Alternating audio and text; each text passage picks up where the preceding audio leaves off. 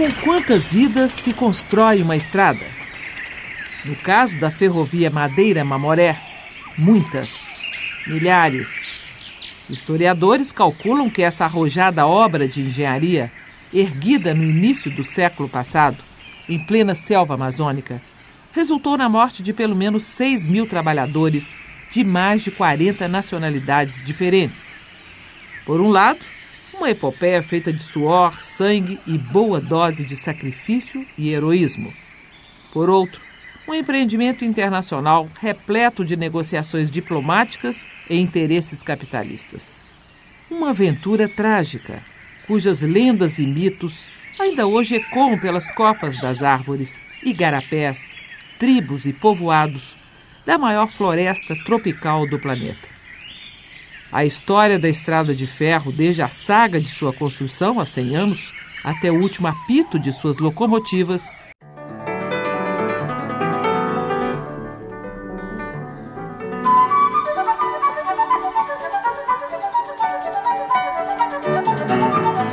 Porto Velho, Rondônia, noroeste do Brasil. No início do século XX, um ponto esquecido no mapa, banhado pelas águas barrentas do Rio Madeira, entre o Amazonas e o Mato Grosso. Hoje, capital do estado, a cidade tem o seu nascimento ligado de forma umbilical ao canteiro de obras de uma estrada de ferro construída entre 1907 e 1912 e que funcionou até 1972. Nesse período de 60 anos, os trilhos da ferrovia Madeira-Mamoré uniram Porto Velho a Guajará-Mirim, fronteira do país com a Bolívia. Um percurso de 366 quilômetros que demorava quase um dia inteiro para ser vencido. Mas se a empreitada definitiva para erguer a obra teve início em 1907, a ideia de construir uma estrada de ferro na região é bem mais antiga.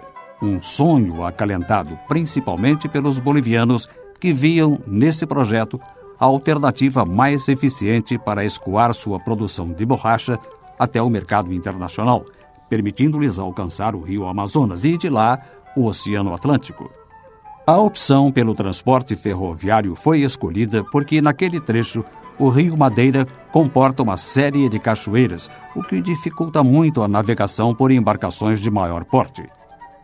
Esse interesse ficou ainda maior depois que a Bolívia perdeu para o Chile sua ligação com o Oceano Pacífico, ficando isolada entre a floresta amazônica e a Cordilheira dos Andes.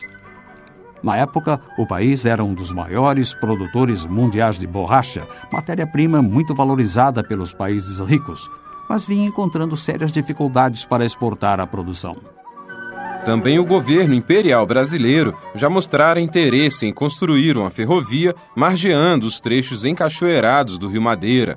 É o que explica o professor e historiador Emanuel Gomes. Durante o governo de Dom Pedro II, que ocorre a Guerra do Paraguai, dentro daquele contexto, essas fronteiras do extremo oeste brasileiro estavam completamente desprovidas e ele vai vislumbrar na construção da ferrovia o povoamento da região e, consequentemente, tendo gente aqui, você vai ter aquele que vai defender a região. A Guerra do Paraguai acabou sem que houvesse uma maior ação do Paraguai nessa região e, realmente, a estrada de ferro será construída já no início da República Velha.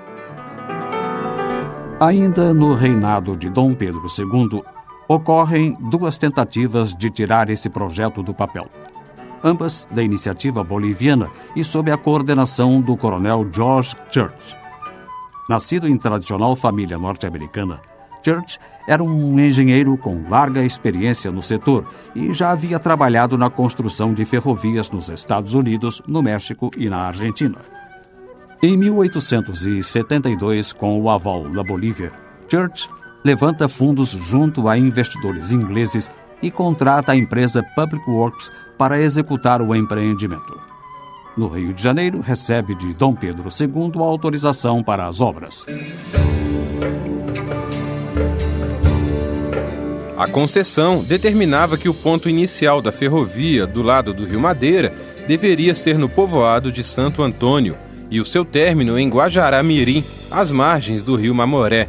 Segundo o jornalista e pesquisador Nelson Townes, o trabalho começou em 1872 mas as dificuldades encontradas na selva amazônica fizeram a iniciativa literalmente ir por água abaixo. A malária, a beribéria, as febres, os índios, a tuberculose, a selva destruiu os ingleses. Os navios deles afundavam quando chegavam em Santo Antônio. Batiam nos rosteiros e afundavam com locomotiva dentro, trem, tudo. E os ingleses não assentaram um único metro de trilho. Os poucos sobreviventes dos ingleses aqui chegaram em Londres, em farrapos, abalados, e abriu-se um processo judicial contra o Coronel Churchill. A imprensa noticiou o escândalo. Há uma frase de um juiz dizendo: ali é um antro de podridão onde os homens morrem como moscas e nem com todo o dinheiro do mundo se conseguirá construir a ferrovia. Apesar desse fracasso, o Coronel Churchill novamente volta à carga. Desta vez, busca recursos nos Estados Unidos e contrata a empreiteira norte-americana P&T Collins para construir a ferrovia na Amazônia. Já naquela época, segundo Nelson Townes, Churchill soube utilizar muito bem o poder da mídia para fazer avançar o seu projeto. Nisso, os Estados Unidos viviam pós-guerra da secessão, com milhares de desempregados. Churchill vai à imprensa americana e publica nos principais jornais norte-americanos notícias dizendo que aqui, nessa terra de Rondônia, o ouro estava à flor da terra. As riquezas de Rondônia faziam palidecer as riquezas da Califórnia e da Austrália. Então, 80 mil americanos desempregados compareceram ao escritório da Mariana Mamoré para pedir emprego para vir ao Brasil.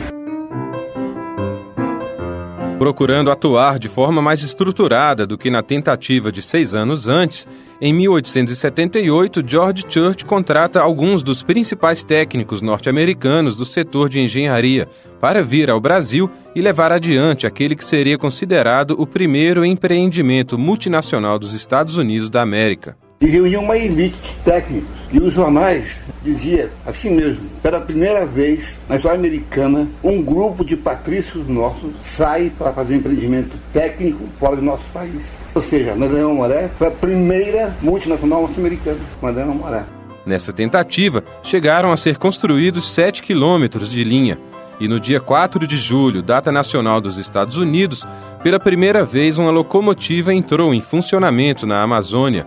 Mas Nelson Townes lembra que o resultado não foi o que Churchill esperava. Em 1878, foi de fato inaugurado o primeiro trecho da Mariana Mamoré, quando os irmãos Collins colocaram nos trilhos a primeira locomotiva a andar na Amazônia. Uma inauguração solene, Independência Day aquele ano. Era para andar uns 7 quilômetros, andou 3. E tombou numa curva passada a olho pelo Tom Collins. Naquela ocasião, além das dificuldades comuns ao trabalho insalubre na floresta equatorial, a situação financeira da companhia ia de mal a pior. Os portadores dos títulos referentes ao investimento no primeiro projeto de Churchill cobravam na justiça inglesa o prejuízo que tiveram com o seu fracasso. Sem receber seus pagamentos, os engenheiros e operários, aos poucos, começaram a deixar Santo Antônio, abandonando o canteiro de obras. Em 1879, o coronel George Churchill desiste definitivamente dos planos de construir a Madeira Mamoré.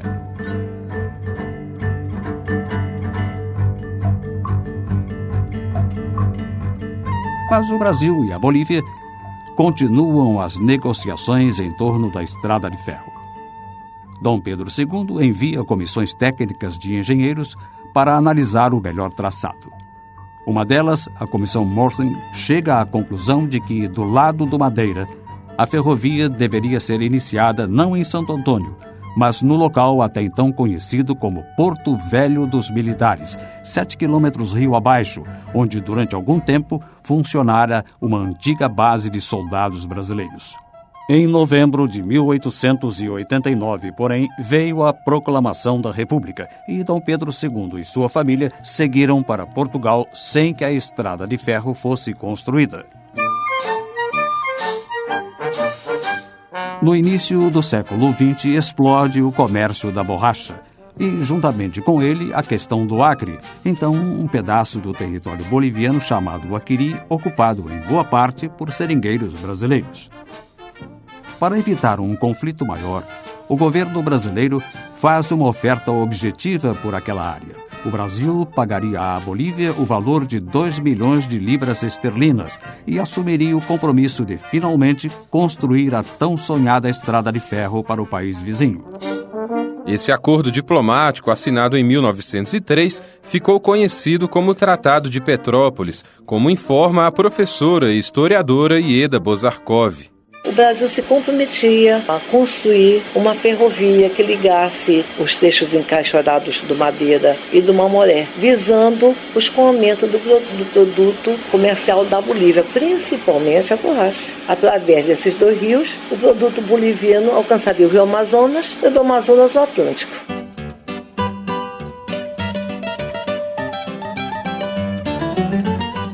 Em cumprimento ao Tratado de Petrópolis, em 1905 é publicado o edital de concorrência para a construção da ferrovia. Quem vence a disputa é o engenheiro Joaquim Catrambi, do Rio de Janeiro, que logo em seguida repassa a concessão para o norte-americano Percival Farquhar. Empresário bem-sucedido, Farquhar tinha negócios nos Estados Unidos e na América Central, e via na construção da madeira Mamoré a oportunidade de explorar as riquezas da Amazônia, como explica o historiador Emanuel Gomes. Percival Farquhar, no início do século XX, era chamado de o dono do Brasil. O cara tinha um verdadeiro império aqui dentro do Brasil. Ele foi o principal responsável pela morte de mais de 25 mil sertanejos na região do Contestado, quando ele constrói aquela ferrovia entre Santa Catarina e Paraná. Lá ele montou a maior serraria da América do Sul, chamada Arrubal Company. Percival Farquhar é responsável pela destruição de boa parte de nossa Mata Atlântica. Em 1907, Farquhar manda de Nova York um grupo de americanos para escolher o local que seria o ponto inicial da ferrovia. Tinha conhecimento das experiências fracassadas de George Church e sabia que era impossível construir em Santo Antônio. Por isso, em comum acordo com o governo brasileiro, define que a ferrovia deveria começar em Porto Velho, conforme indicado pela Comissão Morrison mais de 20 anos antes.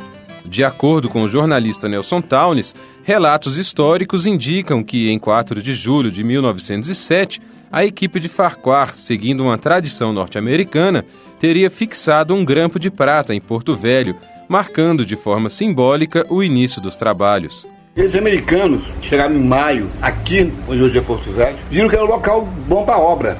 Contra a tradição oral, quando eles resolveram que o local era aquele, resolveram fixar o local simbolicamente, fincando um grampo de prata no primeiro dormente da estrada de ferro. É um grampo ferroviário comum para fixar dormente, só que revestido de prata, no dia 4 de julho de 1907, no Independence Day de 1907. Esse ato, que teria simbolizado o início da construção da ferrovia 7 quilômetros abaixo do povoado de Santo Antônio, também indicaria o surgimento da cidade de Porto Velho naquele mesmo ano. Porém, até hoje, essa é uma das maiores controvérsias presentes na história, tanto da madeira Mamoré quanto do próprio município de Porto Velho. Segundo o pesquisador Antônio Cândido, criador da bandeira e do brasão oficiais do município, não há comprovação histórica da existência desse grampo de prata. Ele afirma que, de acordo com os documentos, Porto Velho só passou a abrigar o canteiro de obras no ano posterior ao do início de construção da ferrovia. O problema é o seguinte, se confunde estrada de ferro, início da estrada de ferro com o início de Porto Velho. Ora, a estrada de ferro efetivamente começou no dia 23 de junho de 1907 em Santo Antônio. Porto Velho só começou em 1908. O Tratado de Petrópolis e o contrato de licitação que dizia que a estrada de ferro seria de Santo Antônio a Guajará-Mirim. Então, para que isso fosse feito, teve que haver um acordo internacional. E a autorização para que ele começasse as instalações em Porto Velho só veio através da Ordem número 2, Ordem de Serviço número 2, de 16 de janeiro de 1908. A professora Ieda discorda e garante que Porto Velho surgiu de fato em 1907, juntamente com o início das obras da ferrovia. Sim, Porto Velho surgiu em consequência da Madeira Mamoré em 1907, sim. Seja como for, numa coisa todos concordam. De 1907 a 1912, foi de fato construída, sob coordenação norte-americana, a estrada de ferro Madeira Mamoré, ligando Porto Velho a Guajará-Mirim. Com a palavra, o historiador Emanuel Gomes. A Estrada de Ferro Madeira Mamoré, ela foi a maior obra dos Estados Unidos fora de seu território. Então, como algo grandioso, algo importante, uma obra que seria muito difícil, eles juntaram uma equipe técnica fantástica com mais de 80 engenheiros de ponta, médicos de ponta, operários de ponta. É uma história tão visceral que muito daquilo que a gente fala parece ser mentira.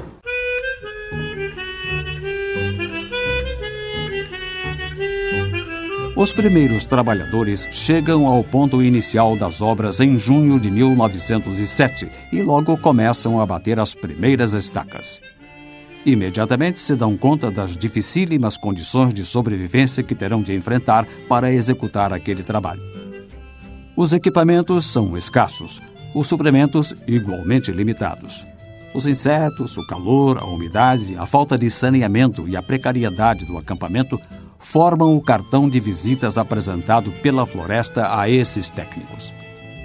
Após terem conquistado o oeste dos Estados Unidos e habituados a construir estradas de ferro nas pradarias e campos abertos daquela região sob um clima bastante ameno em comparação com a Amazônia Equatorial, os norte-americanos logo sentem o peso da missão que lhes fora atribuída.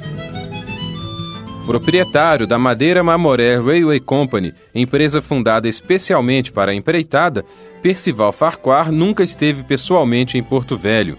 Mesmo assim, é ele quem, tão logo percebe as dificuldades para a realização das obras, desenha a planta de uma cidade naquele lugar, um acampamento para os técnicos norte-americanos envolvidos no empreendimento. É o que conta Nelson Townes. Quando o Farquhar comprou a concessão, ele desenhou no Rio de Janeiro uma cidade. Ele desenhou um acampamento para os americanos, com casas confortáveis, com telas para evitar mosquito. E aqui foi criada uma cidade moderníssima para a época. A cidade tinha água encanada, luz elétrica dia e noite, telefone, lavanderia automática, gráfica, cinema. A cidade americana, só falava inglês aqui. Tinha 1.000 habitantes, todos americanos. O primeiro jornal, Porto Velho, foi The Porto Velho Times. É nessa época da construção que chegam a Porto Velho as 3 caixas d'água que viriam a se tornar símbolo da cidade, trazidas pela companhia construtora, e que hoje estampam a bandeira do município. Para o criador da bandeira, Antônio Cândido, esses objetos representam a força e a resistência daqueles que ajudaram a erguer Porto Velho. Quando eu passei em frente às caixas d'água, gente, puxa vida, isso aqui, na época já tinha tentado desmontar, já tinha tentado vender como ferro velho, tinham tentado fazer um monte de coisas com a caixa d'água e ninguém conseguiu, quer dizer, ela passou a representar um símbolo de resistência histórica para mim, né? Eu disse, pronto, é isso aqui. E fiz então utilizando a caixa d'água como símbolo, né? Por quê? Porque faz parte da história do início de Porto Velho, do início do estado, que é a Estrada de Ferro Madeira Mamoré.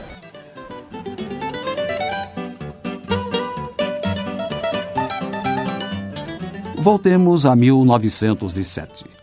Enquanto os norte-americanos desfrutam de uma situação mais confortável na cidade-acampamento planejada por Farquhar, Santo Antônio continua sendo um lugar insalubre, abrigando a massa de trabalhadores braçais de diferentes nacionalidades. E eles chegam realmente de toda parte: Índia, Espanha, Jamaica, Panamá, Colômbia, Noruega, Portugal, só para citar alguns. Do Brasil vêm principalmente operários cearenses que enxergam no desafio amazônico a oportunidade de fugir da seca do Nordeste. Muitos vieram para mudar de vida, mas encontraram a morte, como relatam Nelson Townes e Emmanuel Gomes. Essa obra tem um caráter mundial, Madeira Mamoré. Já operários do mundo inteiro, da China, da Índia, da Grécia, de toda a Europa, mas os cearenses. Os cearenses foram os que mais morreram aqui. E a Ferrovia do Diabo pegou esse nome, especialmente na construção de um trecho da chamada Reta do Abunã, na direção de Guajará-Mirim. Era um trecho pantanoso, onde os homens eram enterrados sobre os trilhos. Havia uma lenda que, quando o trem passava, os fantasmas dos operários mortos ficaram na beira do trilho, fazendo sinais para o trem parar, para prosseguir a viagem com a passagem comprada com a própria vida. Na verdade, a Madeira Mamoré foi algo muito negativo para a vida humana, à medida em que foram contados os mortos aos milhares. A vida útil entre 1907 e 1915 aqui não passava de 3 meses. As pessoas chegavam, pegavam malária, e olha que não era só malária. Malária é uma das doenças. Nós tínhamos, por exemplo, a febre de Lábrea, que hoje é chamada de hepatite delta, um tipo de hepatite que leva a óbito muito rapidamente.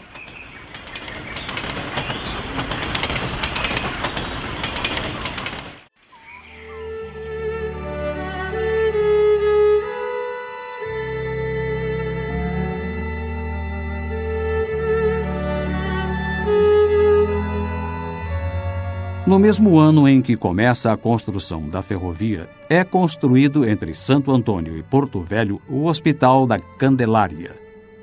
Batizada em homenagem a Nossa Senhora das Candeias, a obra, na verdade, é um complexo de prédios feitos em madeira que serviam de hospital, enfermaria, farmácia e residência para médicos e enfermeiros. Paralelamente, o crescente aumento das estatísticas de óbitos leva à abertura do cemitério da Candelária, próximo ao hospital. O cenário mais parece um campo de batalha, com suas cruzes brancas fincadas na terra fresca. Em 1910, buscando uma solução para os graves problemas de doenças que incidem sobre os trabalhadores da ferrovia, Farquhar leva para Porto Velho o médico sanitarista Oswaldo Cruz, a quem encarrega de fazer um levantamento sobre as doenças e medidas preventivas que pudessem amenizar a situação, conforme explica Ieda Bozarkov. Ele comentou que Santo Antônio era uma cidade infecta, que se matava o boi e se jogava as visceras na rua, não havia criança, as crianças morriam, a malária imperava na área e deu as recomendações da profilaxia das doenças. O uso do mosquiteiro, uma certa hora da tarde não sair mais de casa, porque é a hora que o anofelino vem para picar. Além das doenças causadas principalmente pelos mosquitos, os trabalhadores da Estrada de Ferro Madeira Mamoré têm de aprender a conviver com os índios. Conviver num sentido bastante figurado, uma vez que há relatos históricos de que as tribos locais teriam sido dizimadas durante a obra. Alguns autores chegam a dizer que os construtores decidiram eletrocutar os trechos já prontos da estrada para que os índios morressem ao atravessá-los. Que houve matança, houve. Quando o índio retrucava matando, é porque ele estava já se defendendo. O índio não ia matar por matar, não, de maneira alguma. Os caritianas, caripunas, em Guajará-Mirim os pacas novos. O professor Emanuel Gomes destaca ainda o impacto que os forasteiros sofreram diante de um mundo totalmente diferente para eles. Nessa região nós tínhamos os Mura, que era a tribo mais valente, alguns historiadores dizem que é a tribo mais guerreira do Brasil. E os Mura habitavam essa região junto com outras tribos e vão ser afrontadas com a construção da Madeira Mamoré e obviamente vão reagir. Então imagine o espanto que era para eles viver um mundo tão diferente, tão exótico, tão quente, tão distante, isolado de tudo, né? Quem vinha para cá, uma certeza tinha, dificilmente conseguiria voltar. É nessas condições sacrificantes que, durante 5 anos, milhares de trabalhadores morrem. Os que sobrevivem são submetidos a uma intensa carga de trabalho que envolve serviços de terraplanagem, serralheria, marcenaria, construção de pontes, colocação de trilhos e fixação de mais de 500 mil de dormentes. Com certa frequência, um serviço que demorou semanas para ser feito é desmanchado por uma das tempestades que diariamente caem sobre a floresta tropical. Mas nada disso impede que, em agosto de 1912, a Estrada de Ferro Madeira Mamoré seja oficialmente inaugurada com seus 366 quilômetros concluídos. Para a Bolívia, um caminho seguro até o Atlântico. Para a população ribeirinha, o progresso finalmente chegando àquele distante ponto do mapa. Para os operários sobreviventes, uma homenagem aos milhares de colegas que perderam a vida durante a empreitada.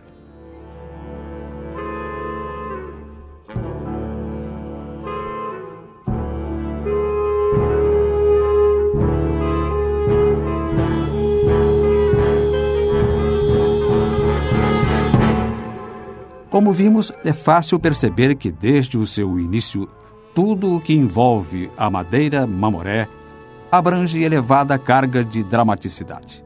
Uma situação que parecia chegar ao fim com a sua inauguração. Mas a realidade mostrou-se diferente. Logo após a ferrovia entrar em funcionamento, chega-se à constatação de que a borracha boliviana perdera competitividade no mercado para o produto da Malásia. Segundo Nelson Townes e Emanuel Gomes, Essa queda foi resultado de uma ação de biopirataria comandada pela Inglaterra. Depois do pau-brasil, foi o segundo grande ato de biopirataria que o Brasil sofreu. O Jardim Botânico de Londres enviou um ladrão para cá para roubar semente. Milhares de sacos de semente de seringueira. Os ingleses plantavam seringuais na Malásia, organizados. Permitia colher a borracha de uma forma mais rápida e mais barata. As mudas de seringueiras, elas foram contrabandeadas no final do século XIX. 1910 foi o ano em que mais se vendeu borracha amazônica para a Europa e para os Estados Unidos. E já em 1912 nós temos a primeira grande queda e a partir daí a borracha perde o significado dentro desse projeto e não há um outro produto que pudesse substituí-la. Mas nem por isso a obra deixa de ter importância para a gente da região. Em cada estação surge um povoado, uma vila, uma fazenda. A população ribeirinha tem, enfim, uma alternativa às longas viagens de barco que até então eram a única forma que havia para percorrer aquele trecho de floresta entre Porto Velho e Guajará-Mirim. O construtor Percival Farquhar, entretanto, alimentava outras ambições em relação àquele empreendimento.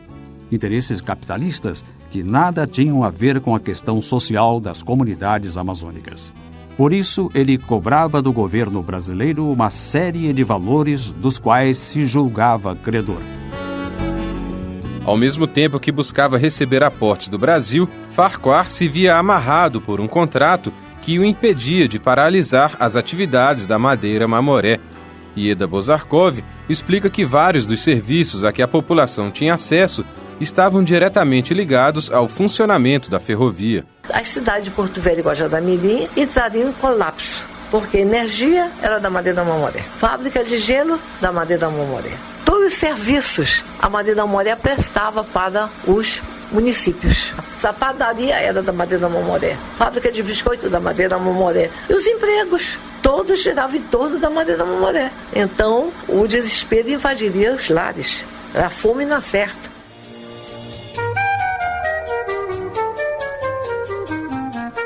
Em 1931, Getúlio Vargas, recém-chegado à presidência da República, decide nacionalizar a Madeira Mamoré e nomeia para administrá-la o coronel Aloísio Ferreira, militar que havia participado da Coluna Prestes e que depois fixara residência na região. Todos os anos eles pediam, a companhia pedia para o governo brasileiro um suprimento, dizendo que era deficitário. Em 31 acabou. Aloísio Ferreira provou que já não estava usando com boa intenção. Eles queriam muito lucro, claro. Farquhar era um empresário de sucesso. E em 1931 passou para a administração brasileira.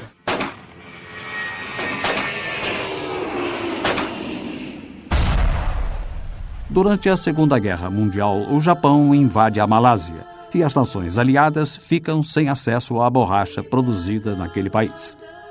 Logo, a estrada de ferro Madeira Mamoré novamente ganha importância internacional e se transforma em alternativa estratégica para transportar borracha da Bolívia para os aliados. Hábil negociador, Getúlio Vargas propõe um acordo. O Brasil permitiria que a ferrovia fosse utilizada para essa finalidade, mas, em troca, receberia investimentos dos países ricos para a industrialização nacional. Segundo Emanuel Gomes, foi a partir desse acordo oficializado em Washington no ano de 1942 que o Brasil viu surgir indústrias importantes para o desenvolvimento do país. É dentro desse contexto que vem a Fábrica Nacional de Motores, a Vale do Rio Doce e a CSN, Companhia Siderúrgica Nacional. Então, o Brasil consegue dar um salto industrial na história. Mas graças a quê? Ao suor, à luta, ao sangue, à grande dificuldade de exploração da borracha pelo soldado da borracha.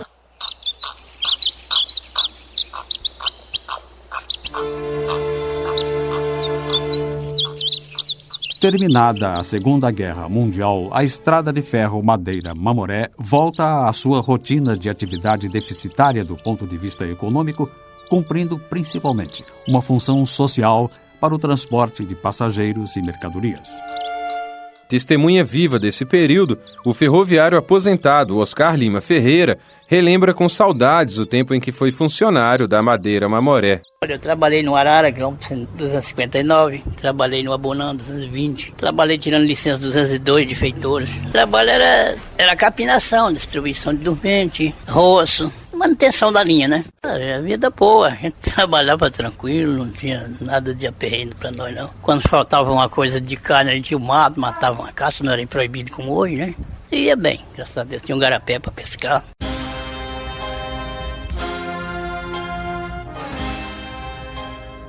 Em 1964. Com a chegada do regime militar, o Brasil intensifica a política nacional de construção de rodovias iniciada no governo JK.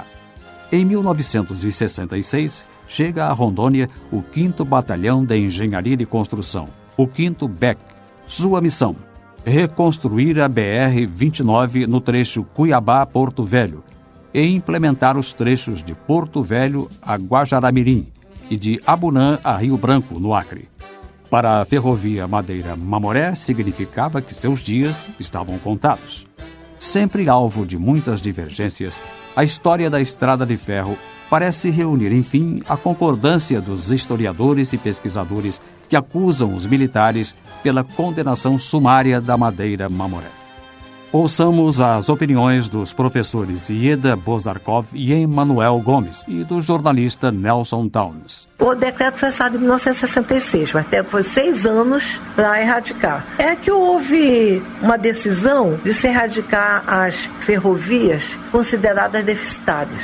É isso que eu estou dizendo. Deficitária economicamente, mas no atentado pela essa particularidade sociocultural da Madeira-Mamoré. Foi locomotiva, caldeira, tudo jogado. Então, com uma lógica de rodovias, é a mesma coisa que disser: acabem com as ferrovias. A ferrovia é deixada de lado, mas se ela fosse deixada de lado, tudo bem. O problema é que ela foi sucateada. Pedaços dela foram vendidas para metalúrgicas de São Paulo. Chegaram caminhões e caminhões em São Paulo de pedaços da Madeira-Mamoré. A ordem deles era para destruir. Havia trechos com trilhos, eles simplesmente passaram o asfalto por cima dos trilhos. Eles empurraram, eles usavam tratores para empurrar para o fundo do Rio Madeira com posições inteiras. Atual comandante do 5º BEC, o coronel Washington Figueiredo defende a atuação do Exército. Ele afirma que a ferrovia já se encontrava em avançado estágio de deterioração e que o batalhão, inclusive, recuperou parte da estrutura durante as obras nas rodovias. O batalhão se deu ao trabalho de investir na estrada de ferro Madeira-Mamoré para permitir, por meio dela, levar mantimentos, levar máquinas, viaturas, os homens, pela própria ferrovia, enquanto construía a rodovia. O coronel Figueiredo admite que partes da estrada de ferro realmente foram cobertas pelo asfalto, mas garante que isso não inviabilizaria sua reativação caso houvesse interesse do Estado para que funcionasse lado a lado com a rodovia. Para o comandante do 5º BEC, a Madeira-Mamoré não apresentava condições práticas de funcionamento. Ela estava inviável economicamente, ela atendia população ribeirinha, pequenas populações ao longo da estrada de ferro, ou seja, é inviável fazer o transporte de pessoas, manter toda uma estrutura, e isso aí o governo federal priorizou as rodovias em detrimento das ferrovias.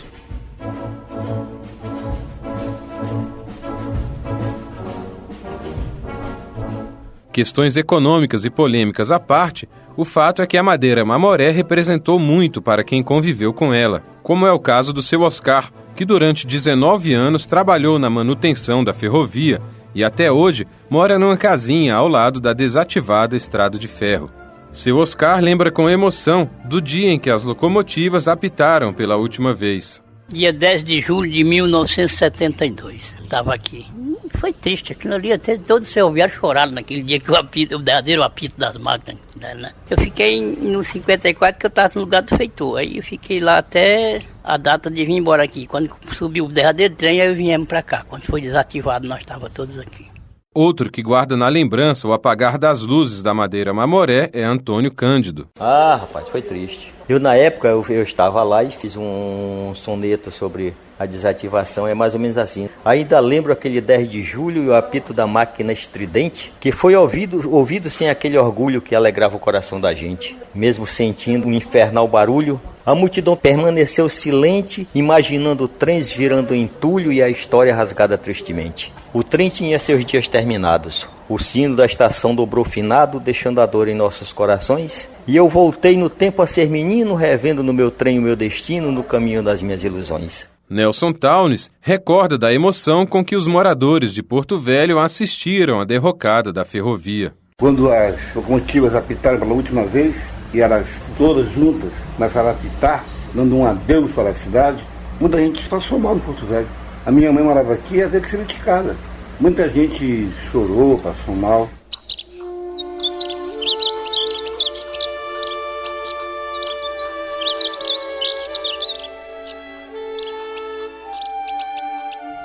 De uma ponta à outra do que um dia foi a estrada de ferro, ainda hoje é possível encontrar diversos vestígios da madeira Mamoré. Em Guajará-Mirim, a estação se encontra bem conservada, com um pequeno museu funcionando em seu interior. Ao longo do percurso, também restaram algumas pontes metálicas que datam do início do século XX e que testemunham a eficiência da engenharia da época. Também é possível encontrar trilhos dentro de fazendas, estações abandonadas e locomotivas jogadas na beira da ferrovia, com a mata tomando conta de suas carcaças de ferro. Em Porto Velho, às margens do rio, está a Praça Madeira Mamoré, com um grande acervo histórico da ferrovia, como os 2 galpões principais, a estação central de passageiros e também vagões, máquinas e locomotivas, entre elas a Coronel Church, a primeira a ser levada para a Amazônia. No final do ano de 2006, o acervo foi finalmente tombado pelo Instituto do Patrimônio Histórico e Artístico Nacional, o IPHAN. Segundo o superintendente do órgão no estado de Rondônia, Beto Bertani, o IPHAN e a Prefeitura Municipal trabalham no sentido de revitalizar a praça e seus objetos, para que as novas gerações possam conhecer, pelo menos parcialmente, a história da ferrovia. Ele acrescenta que também estão sendo realizados esforços para incorporar outros trechos da estrada ao patrimônio nacional. Olha, esse tombamento demorou 18 anos para ser realizado, ou seja, o trecho mais significativo, vamos dizer assim, da Madeira Mamoré. Mas eu acho que ainda cabe adicionar essas pontes e a estação de Guajará-Mirim, que é representativo da época também. A riqueza de Rondônia é seu patrimônio cultural, com certeza. Para os historiadores Ieda Bozarkov e Emanuel Gomes, mais do que preservar o que ainda resta da estrutura física da Madeira Mamoré, é importante manter viva a saga dos que construíram e conviveram com a estrada de ferro. Era patrimônio realmente da humanidade. Era um patrimônio da humanidade. Agora o que fica é, além da sua história, que eu sempre digo que a Madeira Mamoré é a mais épica das ferrovias, ficou o desprezo, o abandono que as autoridades relegaram e relegam a Madeira Mamoré. Um país, ele existe antes de qualquer coisa a partir de sua cultura. E nós estamos destruindo a nossa cultura, o nosso patrimônio. Se um dia você chegar aqui em Porto Velho e nós não tivermos mais aqueles galpões, aquelas locomotivas, eu não acho que há problema. Fisicamente pode morrer, não pode morrer a cultura, a história que foi produzida em torno dela. Isso tem que ficar. Alguém, quando falar de Porto Velho, terá que falar dessa ferrovia. Alguém, quando falar da Amazônia, terá que falar dessa ferrovia, porque ela diz o que a Amazônia é. Monstruosa e perigosa, a sucuri gigante aqui tem. Monstruosa e perigosa, a sucuri gigante aqui tem. Monstruosa e perigosa, a sucuri gigante aqui tem. Monstruosa e perigosa, a sucuri gigante aqui tem. 366 quilômetros construídos em 5 anos. Pelo menos 6.000 trabalhadores mortos. Milhões de dólares investidos. Apenas por meio desses números, seria impossível contar o que foi e o que ainda hoje representa a estrada de ferro Madeira Mamoré para a Amazônia e também para diversas nações ao redor do mundo. Uma ferrovia que, mais do que trilhos, pontes e locomotivas, traz em sua história a marca da ambição e da capacidade de superação do ser humano. Monstruosa e perigosa, a sucuri gigante. Você acabou de ouvir a reportagem especial Madeira Mamoré, a Amazônia sobre trilhos, uma produção Rádio Senado. Reportagem e texto Celso Cavalcante. Edição Adriano Faria. A apresentação João Marques e Celso Cavalcante. Produção musical Alcebiades Moniz Neto. Locução Thaís Viváqua. Áudio, Pedro Henrique, Cristiane Melo e Wellington Araújo.